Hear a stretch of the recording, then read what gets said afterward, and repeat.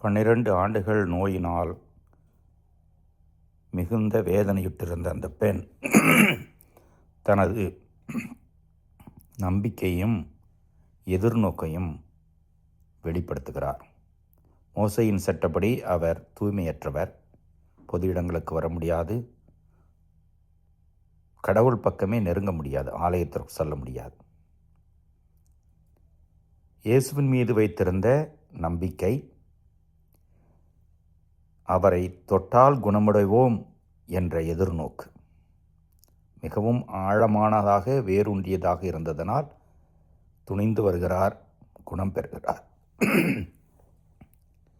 சிறுமி ஒருவர் இறந்து போய் பெற்றோருடைய நம்பிக்கையினால் மீண்டும் உயிர் பெற்று எழுப்பப்படுகிறார்.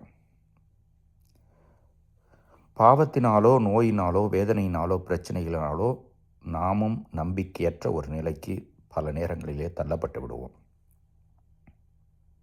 ஆனால் அந்த நம்பிக்கை இயேசுவிலே இருந்து ஆழமானதாக இருந்தால் நலம் பெறுவோம் என்ற எதிர்நோக்கு நமக்கு வரும். இயேசுவிடம் வந்தடைவோம்.